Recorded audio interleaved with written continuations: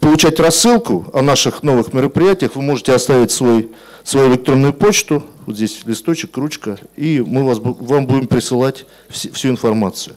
А сейчас хочу представить первого докладчика. Это президент Международной ассоциации компьютерных наук в спорте, профессор, доктор наук из Мюнхенского института технического университета, департамент спорта Мартин Лэмс. Мартин, пожалуйста.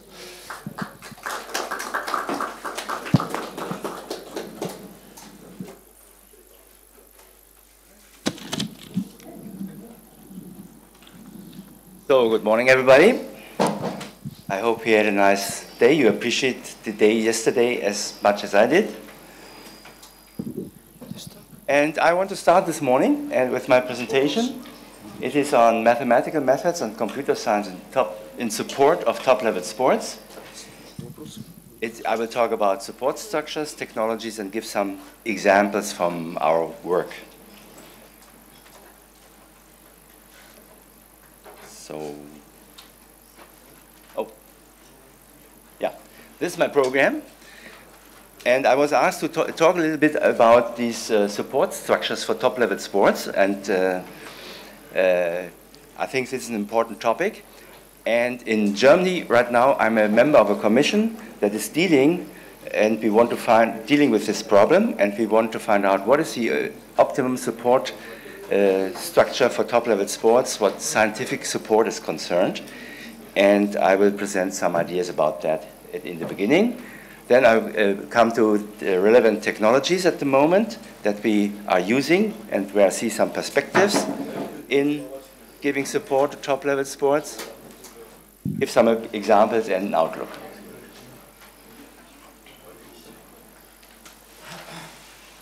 So I would like to start with the first chapter. It's on scientific support for top-level sports. What is the role of... What is the role of technological progress? I'd like to start with some examples of the recent past. This is a chart. These are the match balls, playing balls that were used in the World Championships, in the Football World Championships. And it's starting with Uruguay in 1930 until the last one in Brazil, 2014. And you see there's some technological progress, and technological progress did not stop. The actual ball that was used at Russia looked like this, and it's this is the future of this equipment. And what you see here is the progress in technology. There is development in the technological equipment. Another thing is, I want to show you also, or remind you also, is that there is progress in technological performance, in sports performance. This is a guy, this is the first man in the world that swam the 100-meter freestyle faster than 1 minute. It was in 1922, and he is Johnny Weissmuller. This is Mark Spitz, who was the most successful swimmer at the Munich Olympics in '72. He set a new world record in 100-meter freestyle also. This is the first man to swim the 100 meter below 50 seconds. This is the first man to swim 100 meter freestyle below 48 seconds. And this is the actual world record holder on 100 meter freestyle. What you see is there is development, and this is partially a product of training, of systematic training. You see the different body shapes, and also there's different equipment. And for example, until '72, you could afford a mustache as a top-level swimmer that you cannot do anymore today. What is the reason? Why do we have this progress, this technological progress? One reason is miniaturization. Devices become smaller and smaller. This is a permanent trend in information technology. And this is very important for sports, because what we need are sensors for sports settings that we can use in sports settings, video, IMUs, and biosensors. and we can only use them if they are very small, and we may use them in sports environments. What we need is non-distortive devices. For example, you cannot equip swimmers or sprinters with heavy sensors, for example. And we see also an interesting trend that the rules that are limiting technological support during competition are falling, and there are more options to provide athletes with technology during competition. The second trend I want to mention is the increase in computer power. Experts say that Moore's law is still said to hold. Moore's law says we have a doubling of the density of transistors in integrated circuits every 2 years, and this trend is still going on, although there must be some limit, but we don't see it yet. And this means for us in sports, in practice, there's no limit for computational power for our devices, which used to be the case in the past. So this has been eliminated by technological progress. Network capabilities, also very important for us. If we have outdoor sport like cycling, we have increasing transfer rates, and we can make use more and more of our network capabilities. For example, in road cycling, networks are frequently used during competition. These guys over there, they are wearing a GPS positioning device. They have their power output is measured in the bicycle. The heart rate is registered, and there's permanent communication with the team leaders. And in addition, they are able to build up such a network in a very complicated, difficult environment, like the French Alps or the Massif Central in France. Another development are cost reductions. The first computer I bought for scientific sports science purposes was an IBM AT286. It has a 20 megabyte hard disk, a 6 megahertz CPU, but the price was $6,000. Yeah? So there was much development there, and still low-cost devices are important for sports because we are low-cost. Typically, we are a low-cost application field, and this is also an important trend we see here. Okay, role of technological progress. Now I come to the role of innovations for top-level sports. In my eyes, there are two necessary conditions for success in sports on international level. And this is, first, you have to install an optimum training system. Yeah? And the second is, you have to create an advantage with introducing an innovation. Yeah? And these are the two conditions for success. And this guy here, Emil Zatopek, he was introducing interval training, and he was a 4-time gold medal winner in the Olympics in 50 and in 52 and 56. And it was not done based on a scientific study. He was just experimenting and found out that interval training was very helpful to him.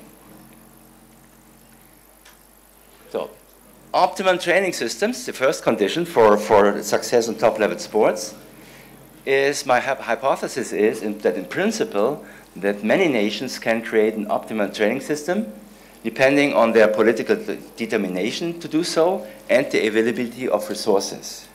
So in principle, many nations can do that. And the consequence is that an optimum training system is a necessary but not a sufficient condition for success in international sports. What you need is you have to introduce some kind of an innovation. And what is an innovation? Something relevant and effective element in a training system that competitors do not possess to the same degree at the point of competition. For example, this guy over there, Dick Fosbury, he introduced the backward way to cross the bar in high jump. And at this time, there was no other man to do so, and this was his innovation who brought him the Olympic gold medal at Mexico in '68. The problem with those innovations is, as soon as they are on the market, it's in principle open to other nations to introduce it also. After this success, there was a big change in technique in high jump, and all of them tried to do it with this technique. So the consequence, the important consequence of this statement is that an international support system for top-level sports has to create a continuous stream of innovations to give one's athletes a continuous advantage in competition. So let's go into the life cycle of a sports innovation. Typically, the innovation takes place in basic sciences. For example, advantages in sensor technology, for example, that I will present some examples. The task is to introduce it in sports practice and as a practical application, that they make really use of it in sports practice. So, yeah, the task is for a support system is to bring this innovation in the basic sciences to practical application. And this is the role of sports science. We can distinguish, if you want, three different steps. First, we have to estimate the potential of this innovation for sports. Then we have to conduct a pilot study. And then we want to bring it into routine service, into daily training. And this is a task of a scientific support system in sport. Summary. The motor of technological progress is driven by economical interests. It will continuously provide innovations. Among these innovations, there will be continuously be a small fraction with a potential use for sports. Our task is to identify those, and therefore we have to track technological innovations, evaluate their potential, and eventually introduce them to improve training and performance. Scientific support systems for top-level sports should care for a continuous stream of innovations brought to application in practice. This is their basic task. What are structural requirements to realize this task? Let's first go to some theory from economics. And here's, for example, innovation diffusion theory. And Rogers distinguished the population in the tempo or degree they introduce innovations. A very small fraction is part of this innovating process. Then we have the early adopters that have a lower risk, but they have the opinion leadership. After them, an early majority adopts the innovation. And there's also a late majority. And the last ones to introduce the innovations are called laggards by Rogers. They avoid the innovation as long as possible, and they have a very traditional attitude towards introducing innovations. Now you could think about who is successful in top-level sports. This question is not so simple, because we also have this relationship. We can analyze innovations in two dimensions. This is the path from invention to the routine service in sports. And we can look for the dimension advantages in competition. And it's clear that it should look like this. When nobody else has this innovation at his hands, the advantages in competition should be very high. Yeah? But at the end, when everybody has it, introducing the competition does not lead to many advantages because all the others have it too. Yeah? The second dimension is the effectiveness of implementation. How easy is it to implement the innovation? And we have there it's different. In the first stage, when we are the first ones, it's not very effective. We commit errors, yeah, and the path is not very well known.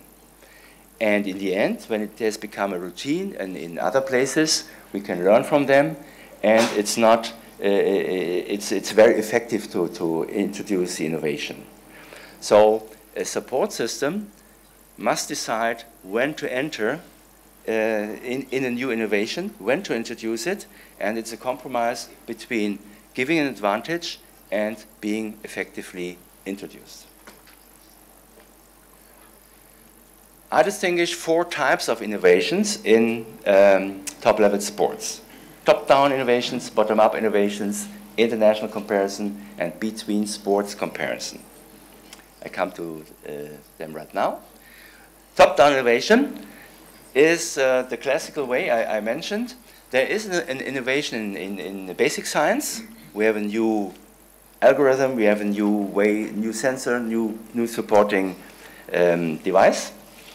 And the potential has to be determined, and finally it has to be introduced in practice. This is what I call top-down. But we also have bottom-up innovations.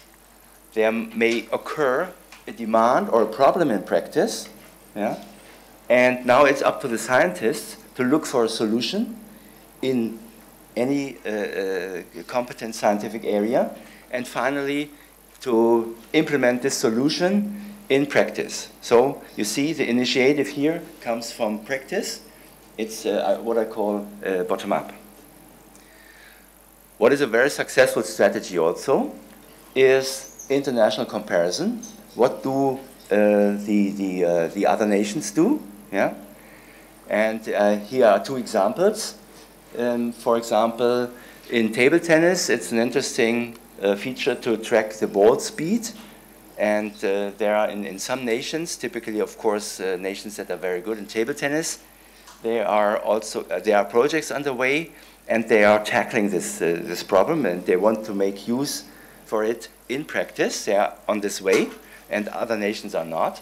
And maybe one could check whether for the national table tennis players this is an interesting application also.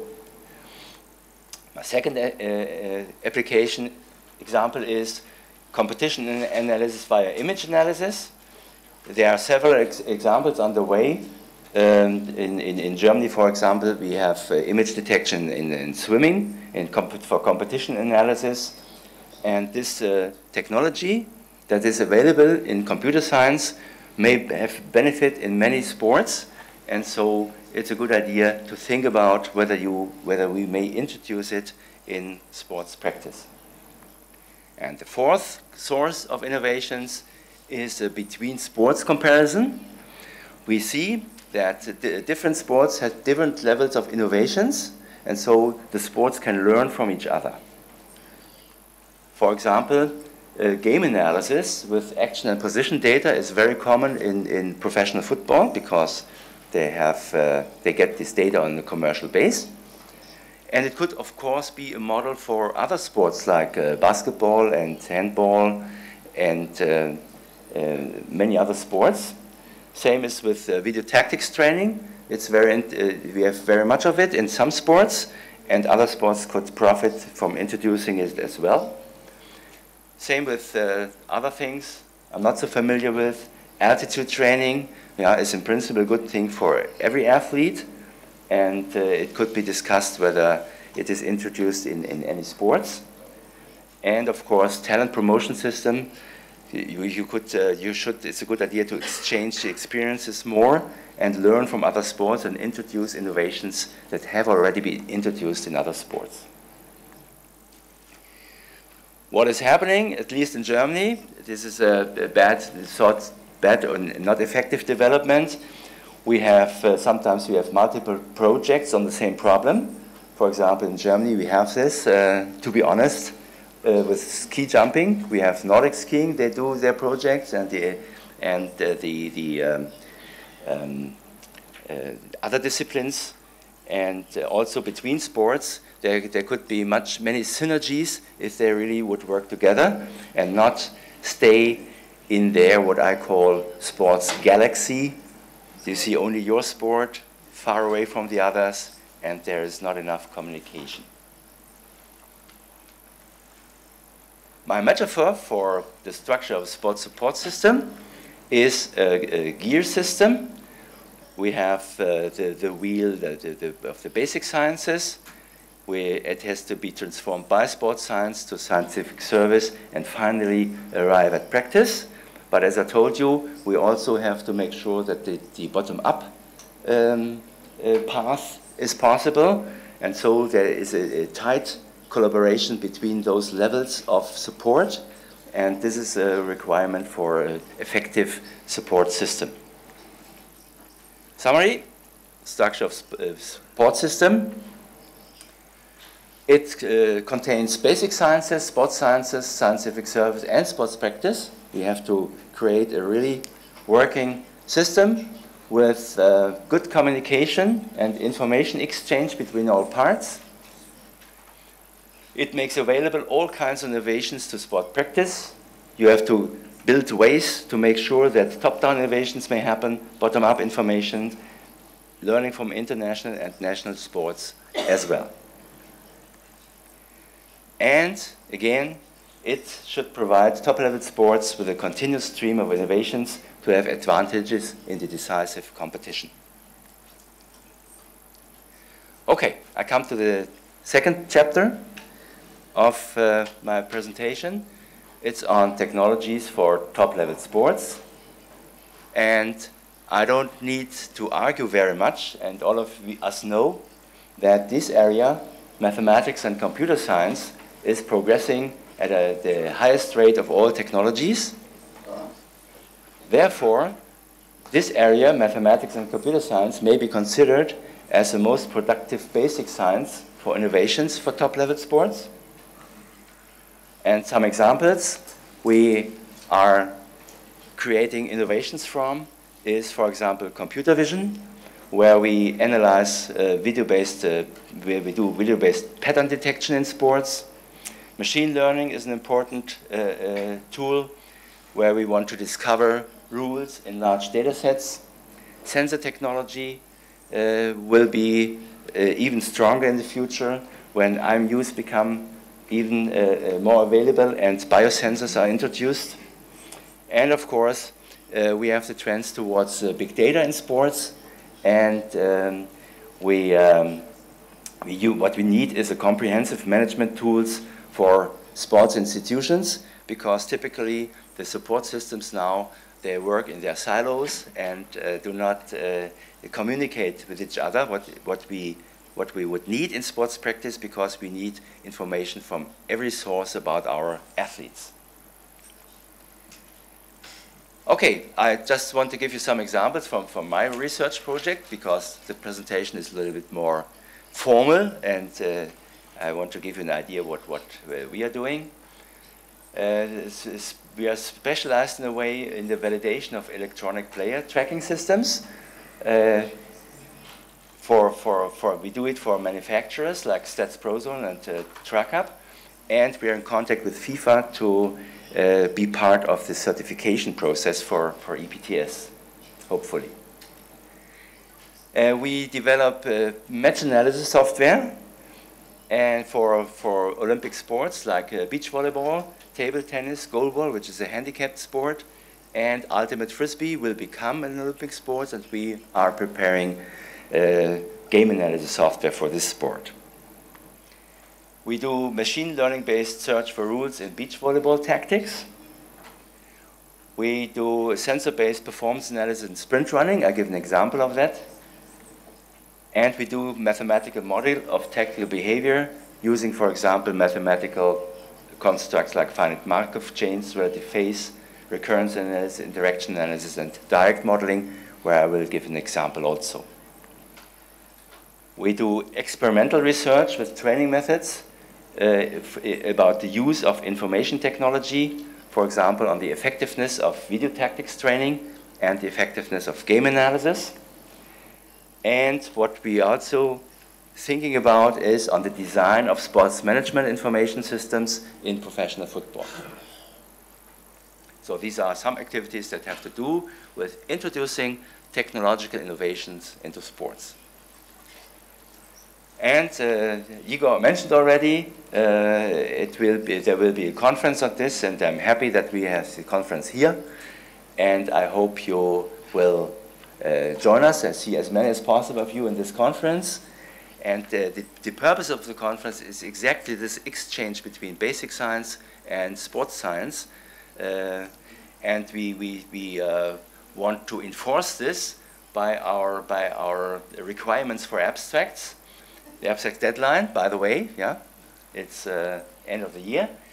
And what we require from the contributions for this conference is that they address a field from computer science. There are many possible fields in computer science, as well as a field from sports science, to make sure that we really have interdisciplinary approaches and deal really about the interesting thing, namely that we want to build a bridge between the basic science of informatics and sports, and try to find ways to create innovations more economically. So I hope I see as many as possible of you at this conference in warm Moscow in July.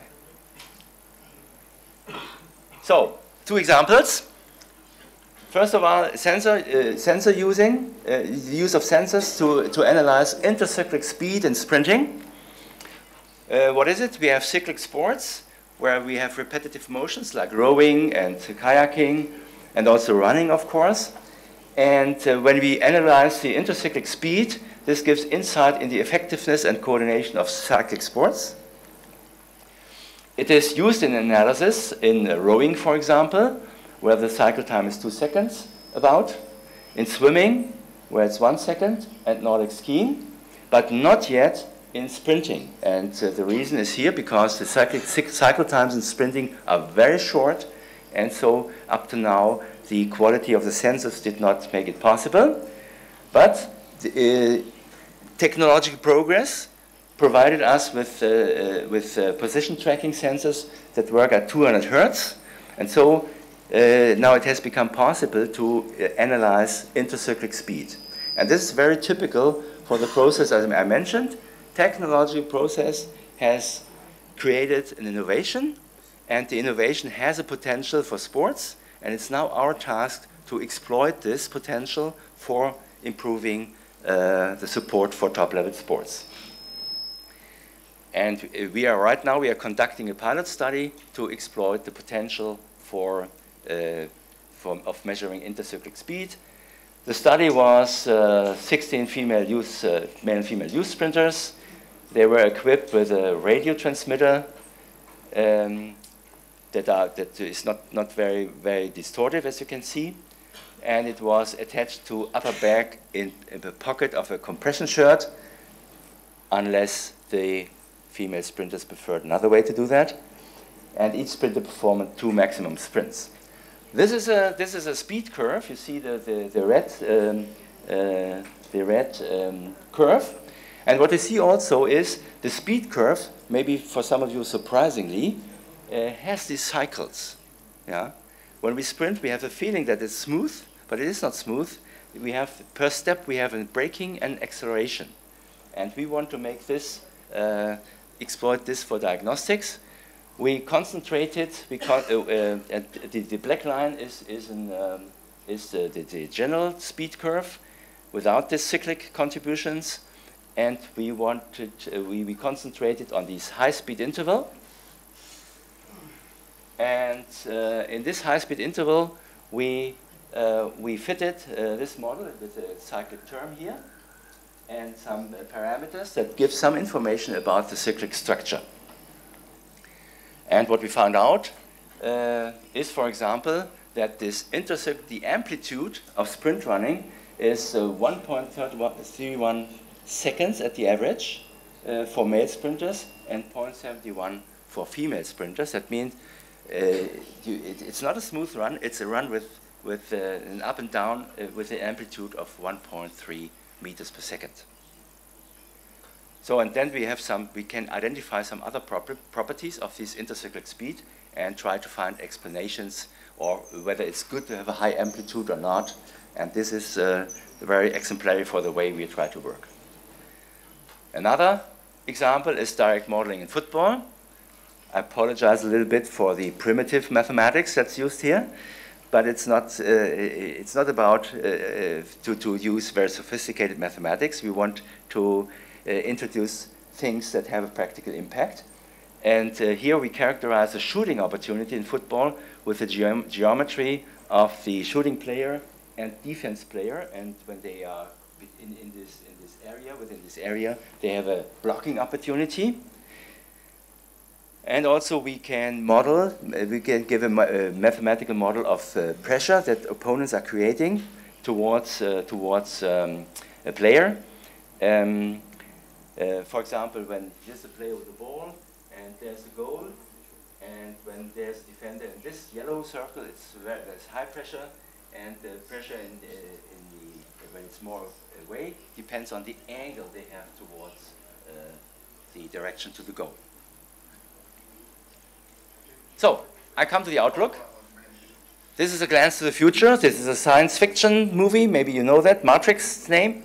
And they are people from the future. So now we are talking about the future of mathematics and computer science in sports.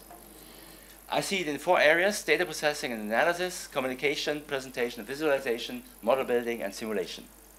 Data processing and analysis. We will have position tracking that allows us continuous tracking of objects in real time. We will have progress in artificial intelligence that will allow us tactical analysis in real time also.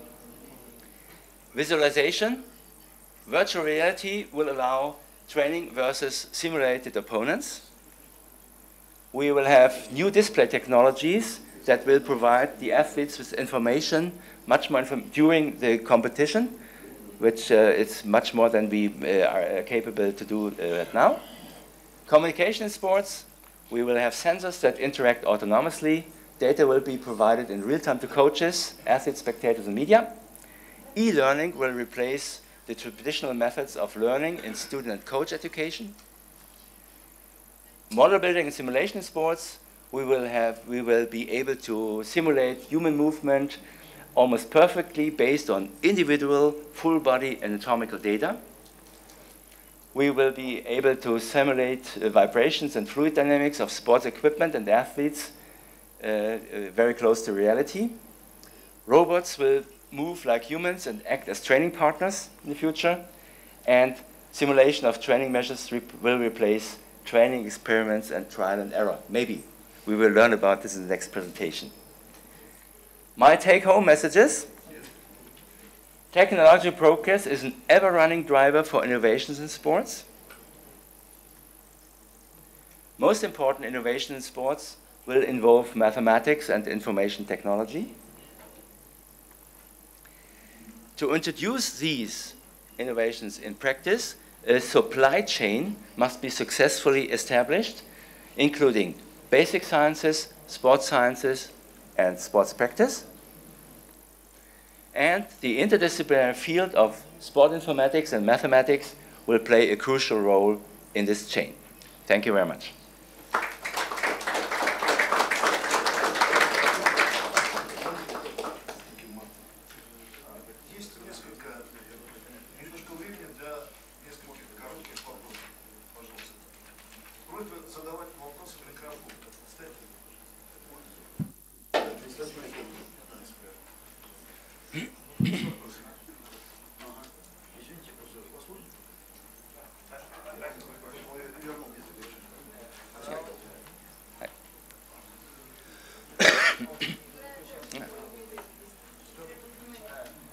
Thank you for your presentation. My question was about education progress in your university.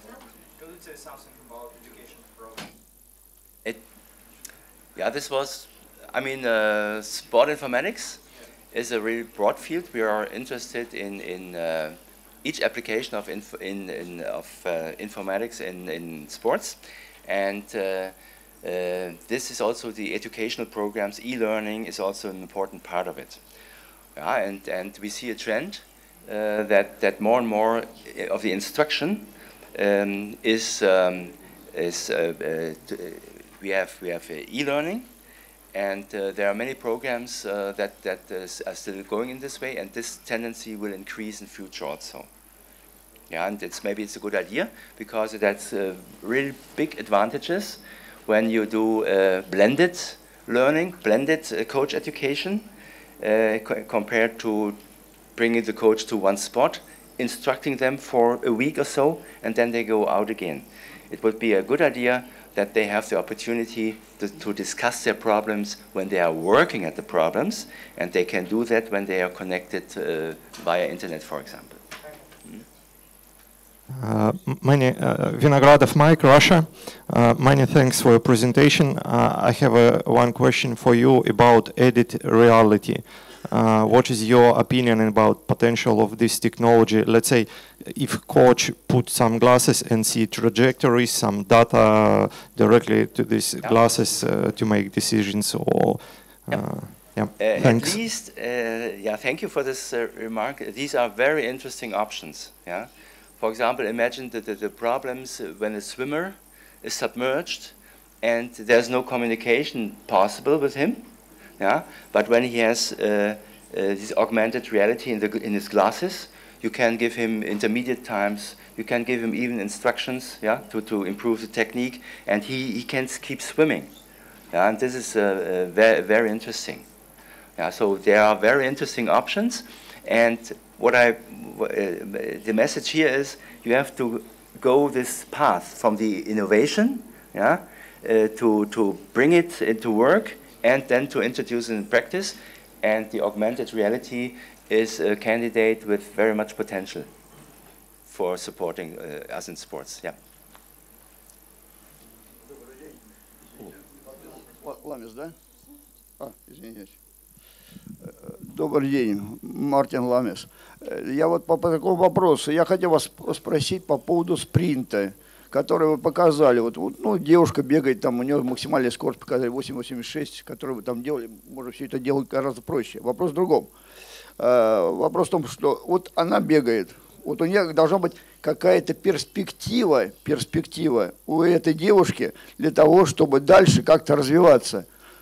Понимаете, в чем дело? То, что написать, вот это, измерить вот эти показатели кривой, можно гораздо проще, гораздо. Просто снять высокочастотные камеры, и посмотреть ее темп шагов и скорости на опоре. Тут гораздо все решается проще. Это математически просто решение некоторых математических проблем мы даже не занимаемся. Во-первых, можно решить дифференциальное уравнение в области скорости. Они решаемые, и очень хорошо решаемые. Вот, и вопрос в том, что сама задача науки, мне кажется, больше всего, особенно вот наши, вот вы показали 4 шестеренки, которые есть. Но это, знаете, где проблема? Связь огромная, длинная и неперспективная. Ее вообще структуру науки самой по себе надо менять. Если она хочет работать, она должна быть более эффективной и более прямой. И то есть вот какая система теоретической науки, она должна обслуживать прикладную науку. Понимаете, вот в чем дело. И вот эти все вопросы решаемые, только мы почему-то не хотим к этому подходить. Извините. Ваш вопрос. Я вопрос один, в том, что говорю о том, что нужно прикладную науку делать. О том, что заниматься вот этими вопросами. А мы занимаемся немножко не тем. Она очень долгая. Система, которую показали. Она эффективная. Yeah, okay. Yeah, thank you for this remark.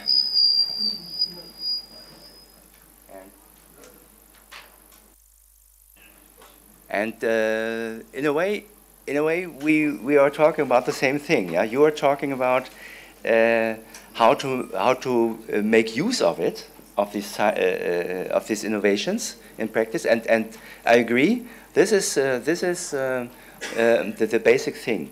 It is only if it does not help the practice and training. Yeah, there is no use in it. On the other hand, we have to create advantages. We have to introduce innovations because we are in a competition.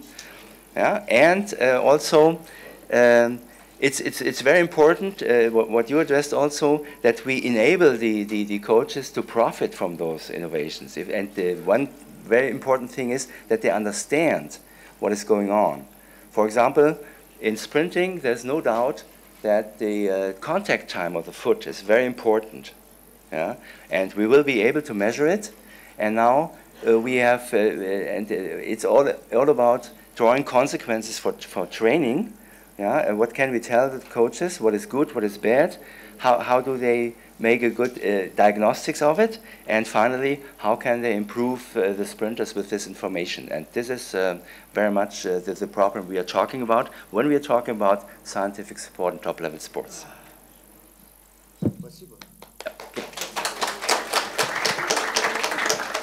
Спасибо, Мартин.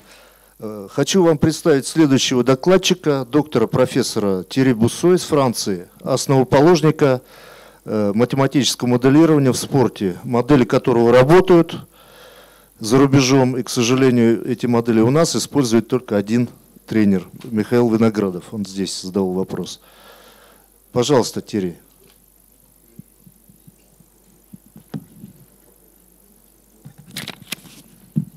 Good morning, everybody. Thank you, Igor, for speaking.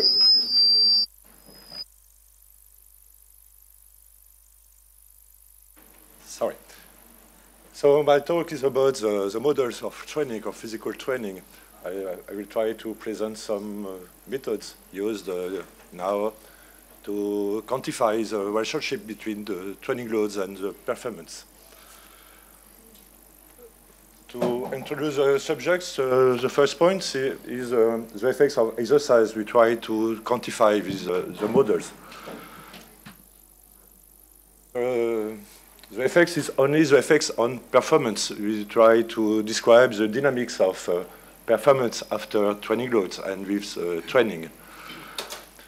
We know that the training, the work during a session, have an effect on performance, but the first effect is a decline in performance because fatigue. If we look for one session, for one training session, we have a decrease because of fatigue, and we need a rest period after training session to have first a recovery of performance, and then after we have gain in performance because of physiological adaptations. But training is a repetition of training session. If you have several training sessions, we have a cumulative effect of training on performance.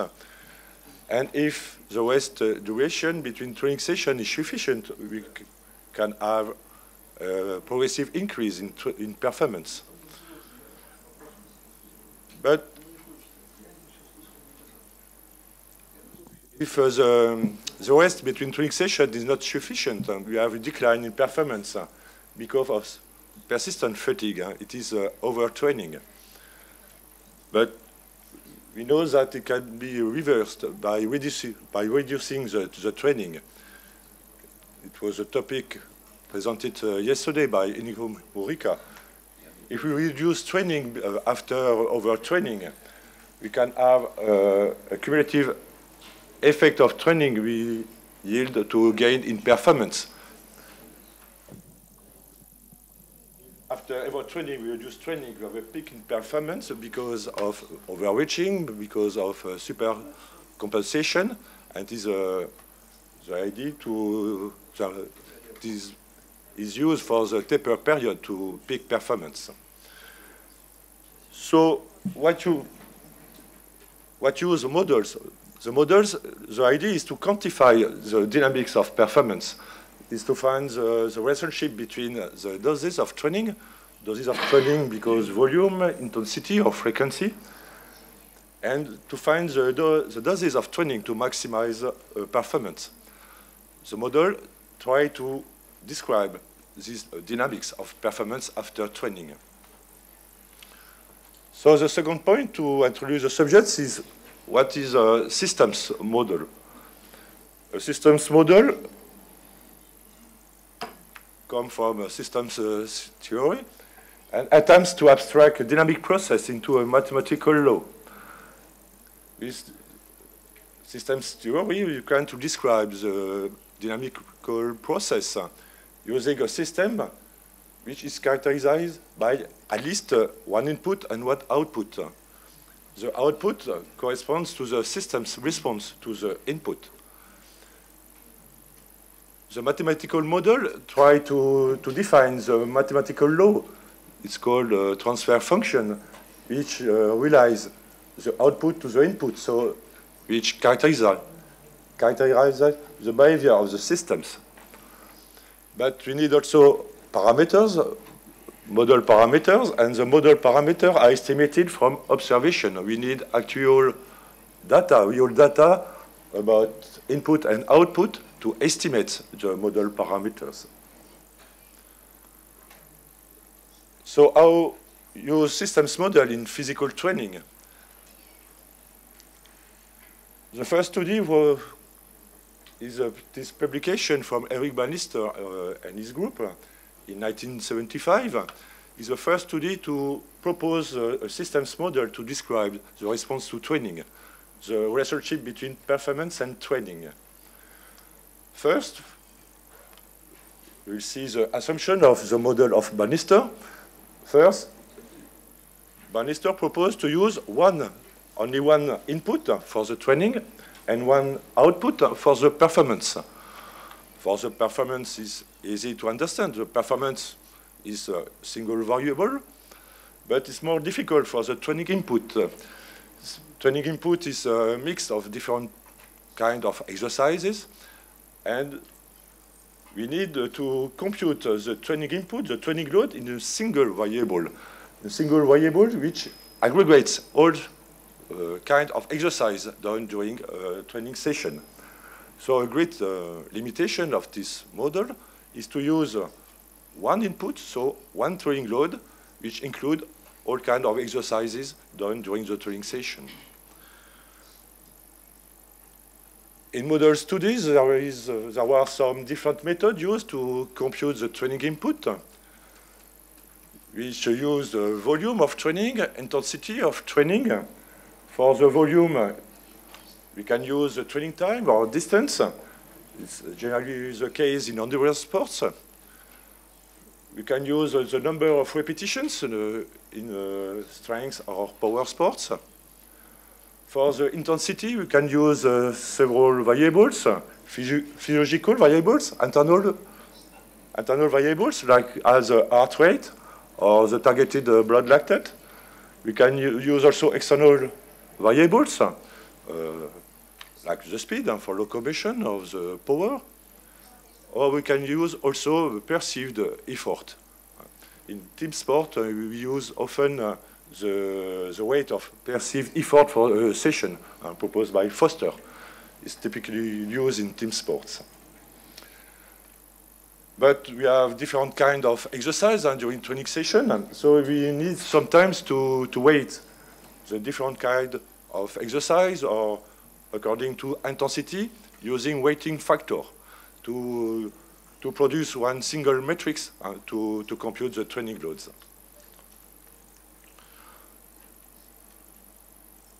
Other assumption is the models in the transfer function. The transfer function is a mathematical law which relies the input to the output.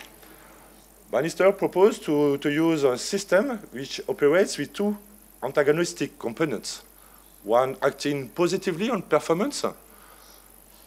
The positive effects of performance is the gain in adaptation, or you call it also the fitness, and the gain in fitness. So one positive effect called adaptation or fitness, and one negative effect of training on performance, which corresponds to the fatigue produced by the training session. The performance output is assumed to be the difference between the positive effect, adaptation, minus the negative effect, which is the fatigue. More precisely, the positive and negative effects of training is described by exponential. One exponential for the positive effect in green, so the adaptation, and one exponential for the negative effect of training is the fatigue in red, in the picture. These two exponential, each exponential is described by one factor key 1 and key 2 is the magnitude of the effect after the training session. And after the training session, the positive and negative effect decay during time, and the negative effect decay more quickly than adaptation, than positive effect.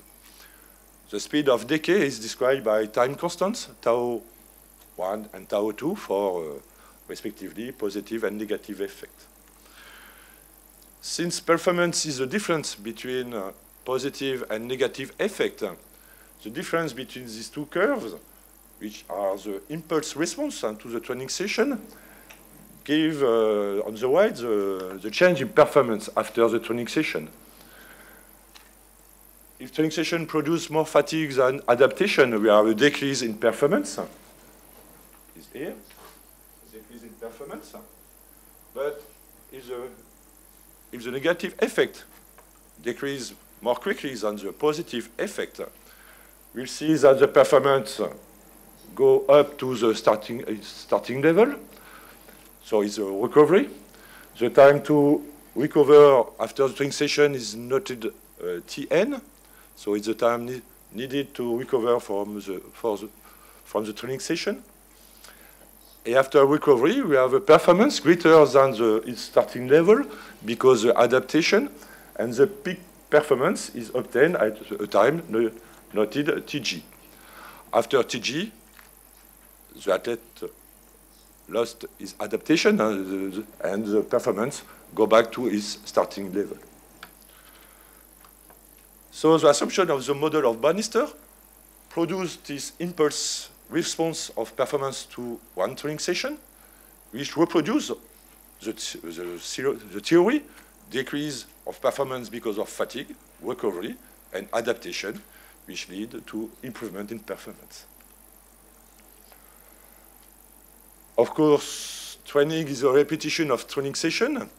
The model gives the impulse response, the response for one training, and we had to make a summation, a temporal summation of the impulse response to each training during the season to obtain the change of performance during the season of the athlete.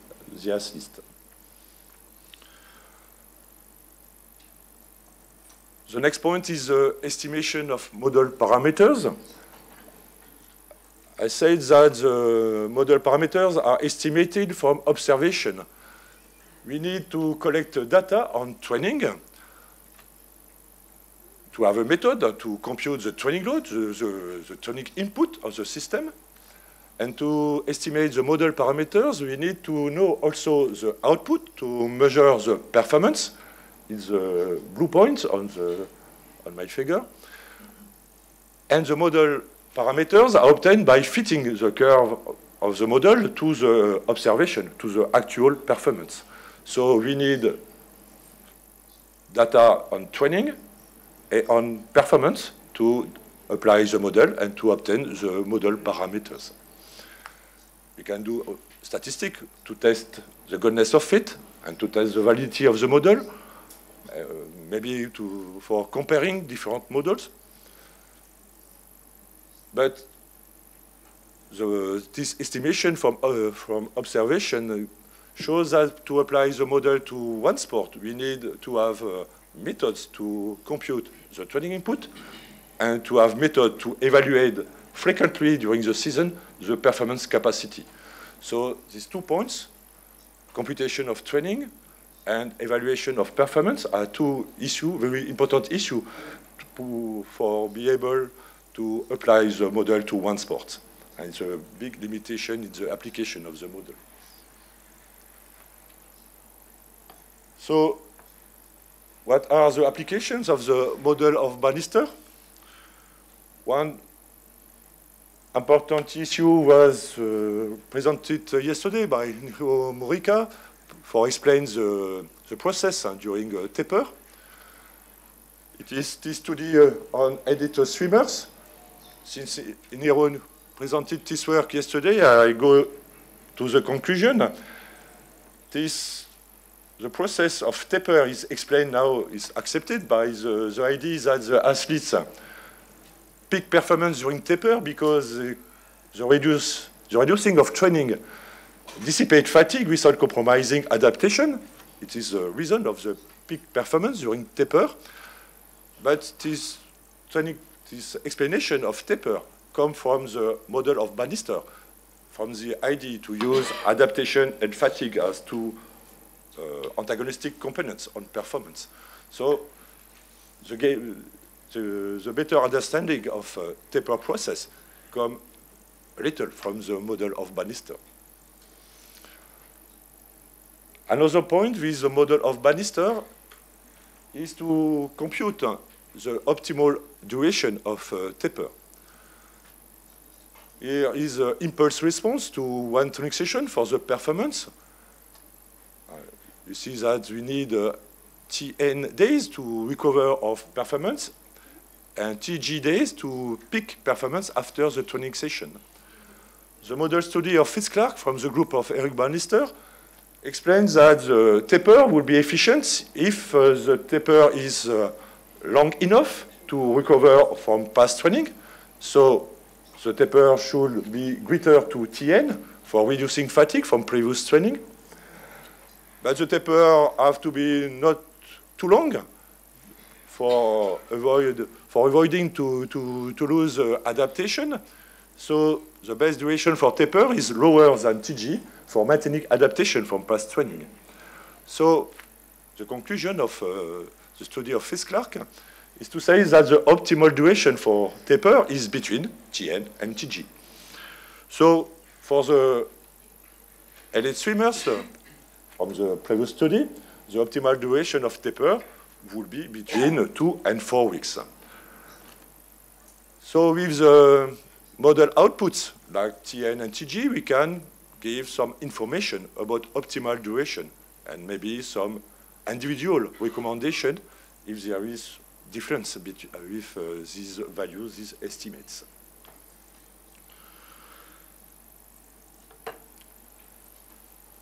But we can try to improve the model. We observe a Tn value very long, maybe 2 weeks, and to recover one training session. Our opinion is this estimate was due to the training. It's not the response to one training session, but we observe very large value for the time to recover training session because accumulation of training. So to have a better description of the response to training, we propose another model with variable dose response to training. This model came from the model of Bannister with one input, the training load, one output, the performance. With the idea that the performance is the difference between adaptation and fatigue.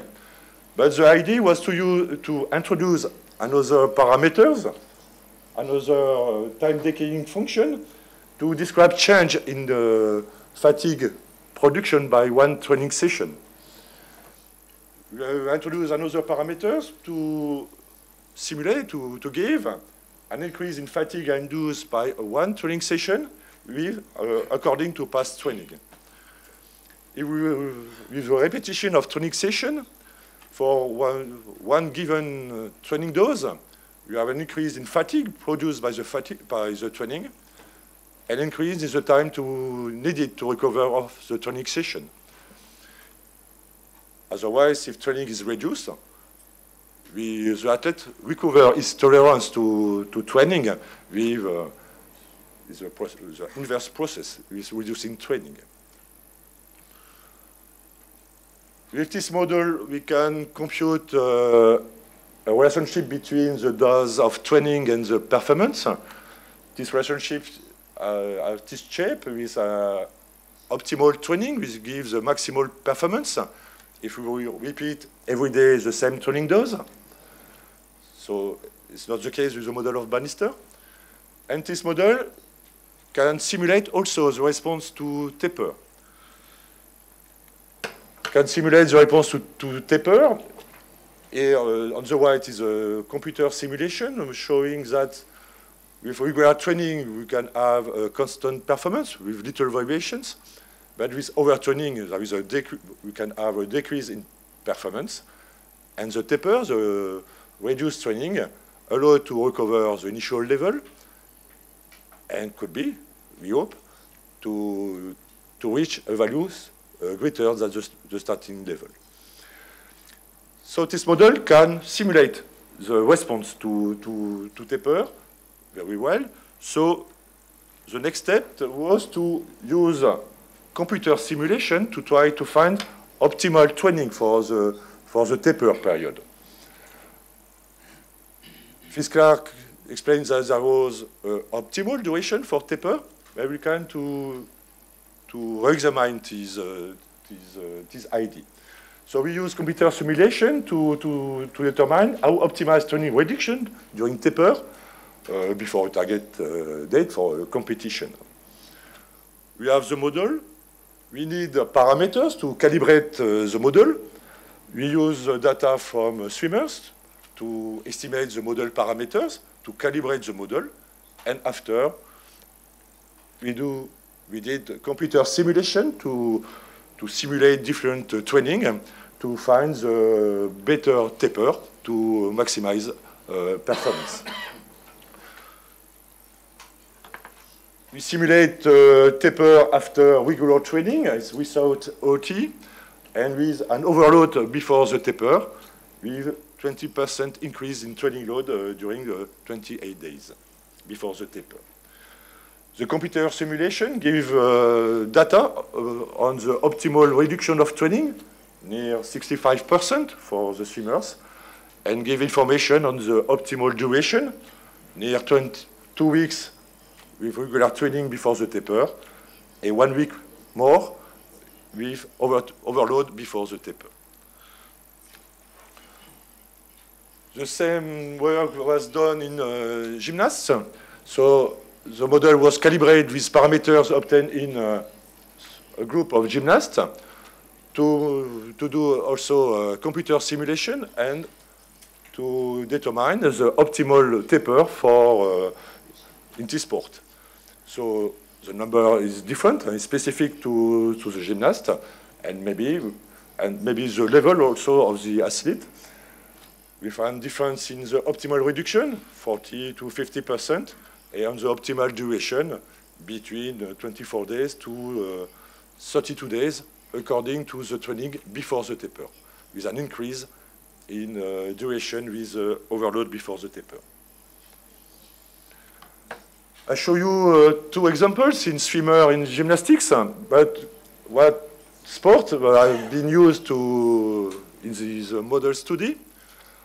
Most of them is endurance sports. There is a lot of data in swimming, but also in running, and some studies in cycling and triathlon. Other sports was used. There is some model study about other sports like strength and power sports. Some study on weightlifting, hammer throwing, and more recently there is some new sports who have been studied. So gymnastics by Sanchez, combat sport, judo by Agostino, Emerson Franchini is here. One study in team sport, volleyball, but it's very complex to measure performance in team sports. In this case, it was jump performance, only jump performance. It's not the performance in volleyball. And it's a counter movement jump was used as a system's output. And soon, a study in short track will be published. So, various sports. The difficulties is to be able to quantify the input, but the more important is to quantify the output very frequently. And it's a very important limitation. New other models and other approaches. Since a couple of years, there is some new models which have been proposed. Some of them are alteration of the previous models of Bannister or the variable dose response model with saturation effect for the positive effect of training, with time variation in response to one training dose, with parameters which change according to the error between the model and the actual value. And some procedure can change the parameters to correct the error. Colossa proposed to use the Kalman filter, for example. And also some population model, mixed effects model. Population model use the data of a group of subjects. not only one individual, but a group of subjects with parameters common to all the subjects of the group and some parameters specific to each individual. There is also other models using other impulse response to one training session. Some authors propose 2 exponential for the positive effect, for the adaptation. Calvert and recently a work of Philippe, the group of Robin Cando in Montpellier. Morin proposed to use the damped harmonic oscillation. And recently we propose another model which coming from pharmacodynamic models. But there is not yet application in athlete with these models. Of course, there is models other than impulse response model. There are statistical model, meta-analysis. There is other tools to explore the dose response effect. For the other approaches using with models, there is recently the use of heart rate variability. Heart rate variability, which a witness of the activity of the autonomous nervous system, can be assessed from temporal analysis using the root square of difference between successive intervals, or using the spectral analysis and the power of the signal at different frequencies. We use here the power of the signal as a high frequency because there is a correlation between the heart rate variability and the performance. With training, we can have a decrease in heart rate variability, and with the reducing of training, we observe an increase of the heart rate variability. So the idea was to use a model changing the output instead of performance using heart rate variability.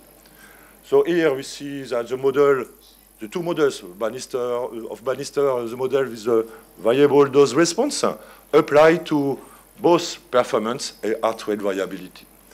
We use here tuning dataset to estimate the model parameters for the first cycle, and we predict the response during the second cycle to compare to the observation to test the validity of the model.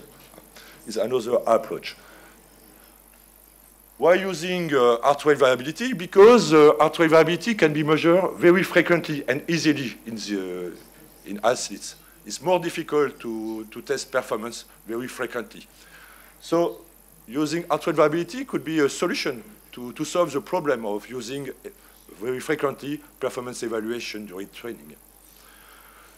The other advantage, in some sports, we cannot measure the performance easily. Example, in team sports. In team sports, it's very difficult, but we can measure the heart rate variability every day if you want. It's quite easy. And recently, Williams proposed to model the response to training in rugby players using the heart rate variability with the tuning dataset to estimate the model parameters and the validation dataset to test the validity of the model.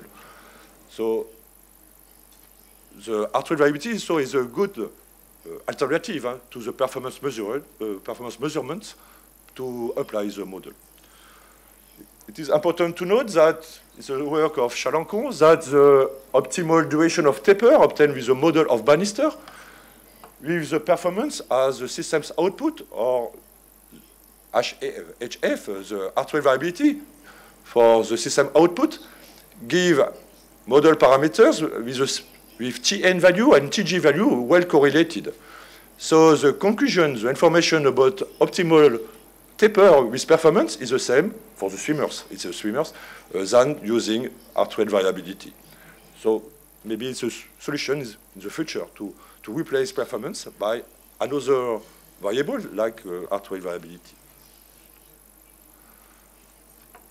The last point. The last point is the performance is not the physical performance is not only the target of training. If you examine the dose response relationship, we have a different shape for another important factor is injuries. The injuries can decrease with training. We can have an optimal training with reduced risk of injury, but increase if the training is very high or excessive. The shape of the relationship between the number of the risk of injuries and the training has a shape here with optimal value here and increase for the higher training. So Gabet proposed some data to quantify the relationship for the risk of injuries.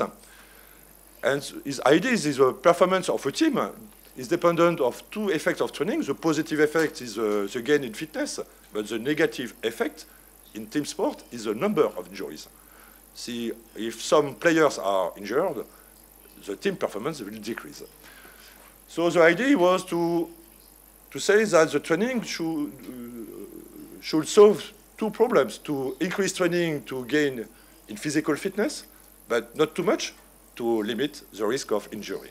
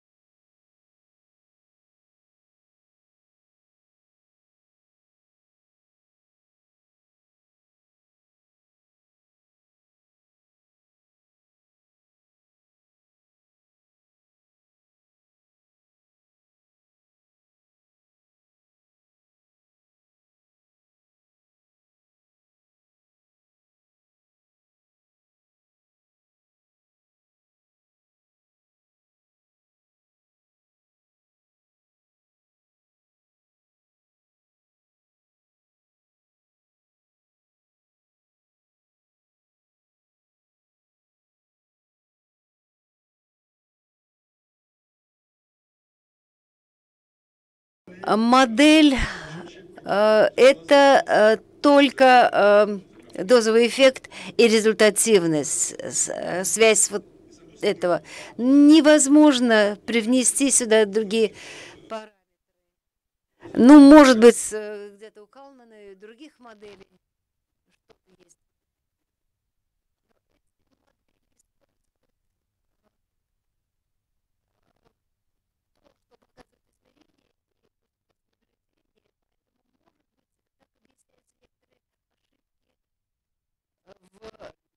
В измерении модели фильтр Кальмана, может быть, также поможет в том, чтобы...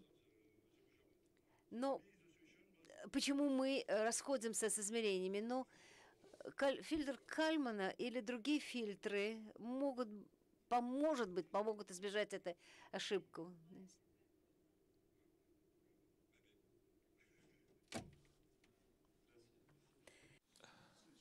Вот у меня такой вопрос. Любой тест на физическую работоспособность – это мы тратим свое здоровье, чтобы узнать уровень своего здоровья. То есть он затратный, энергозатратный и физически. Может, вы порекомендуете какие-то математические модели, которые бы использовали экстраполяцию данных? То есть мы делаем какую-то низконагрузочный протокол, посредством которого мы можем экстраполировать данные и определить пиковые свои нагрузки и пиковые свои возможности. И возможно ли это учитывать в математических моделях при построении каких-то моделей тренировочной подготовки? For performance? For performance.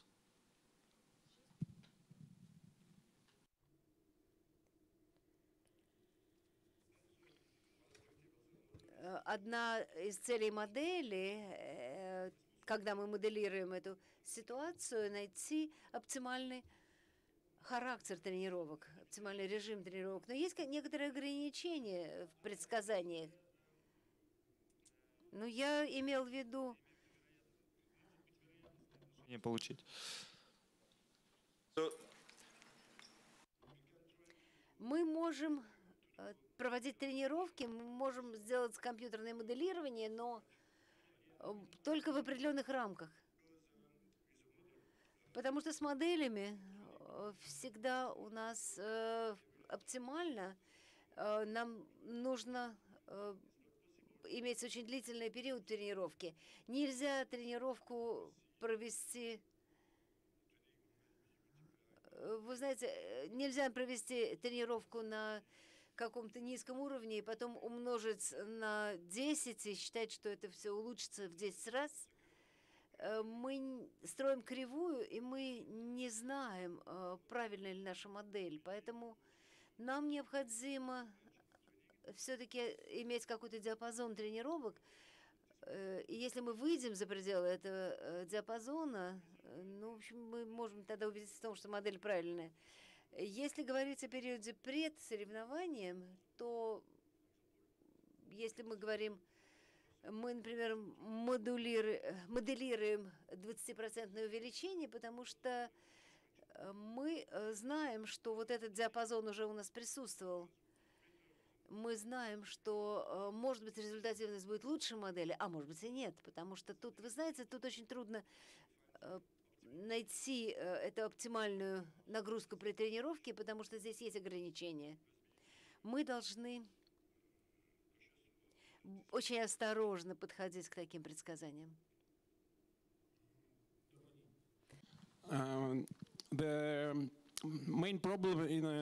Основная проблема в математической модели в квантификации дозы. Например, в цикличных видах спорта мы можем использовать силу. И следующая проблема в типах спорта на выносливость мы используем аэробные, анаэробные и системные системы. Каким образом вы принимаете во внимание в своей модели дозовый дозовый эффект вот по этим трем различным энергетическим системам.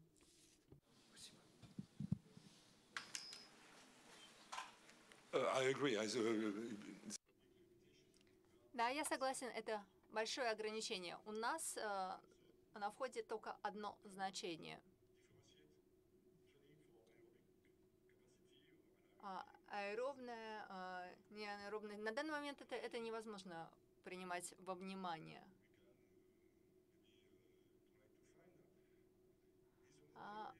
Сейчас какая модель ответит на такой вопрос? Это только какая-то модель с несколькими входящими. Но для того, чтобы, если у нас будет несколько входящих, то на выходе у нас тоже должно быть несколько результатов. Может быть, не просто результативность, а результативность, подразделяющаяся на какие-то типы. Поэтому модель, которая ответит на этот вопрос, тогда будет очень комплексная. Несколько входящих, несколько результатов.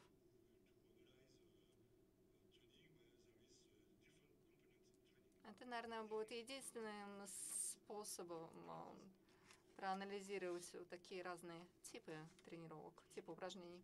То есть, да, это возможно учесть, но это будет очень комплексная модель. Спасибо вам за доклад. Вы показали слайд использования модели dose-response в гимнастике.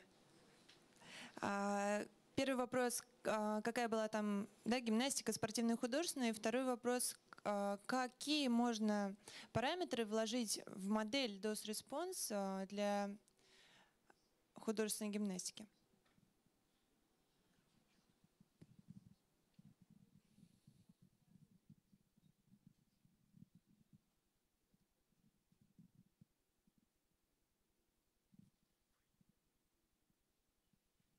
I'm sorry, I not understand the beginning of the question. The beginning of the question was the first part. Which type of gymnastics it is, sports or rhythmic gymnastics? And second part, which kind of parameters do you need to include into the model if we are talking about rhythmic gymnastics? Okay, sport. Спортивная гимнастика.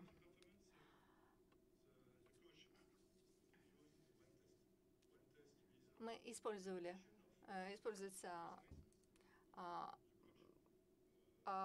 такой подход, когда упражнение повторяется, и тренер оценивает качество выполненного упражнения.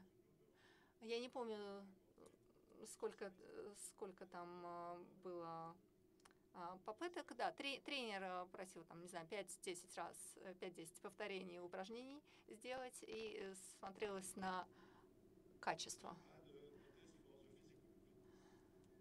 И также оценивалась физическая форма. Я не знаю, как по-английски это называется.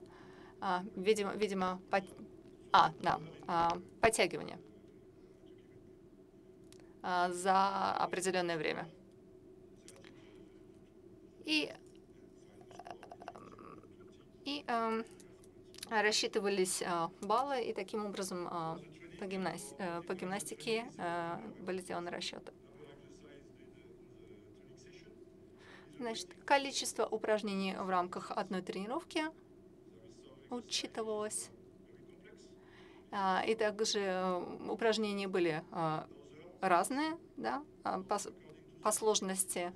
И в соответствии в зависимости от сложности движения учитывались эти входящие, взвешивались, то есть как бы больше процент более сложного упражнения учитывался, меньше процент более простого упражнения учитывался.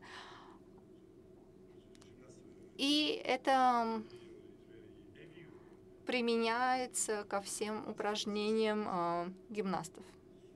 Это очень сложный расчет.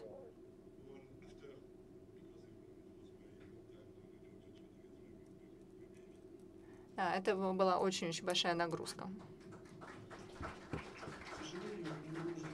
Перерыв в 11:40 мы начнем вторую часть. Просьба не опаздывать.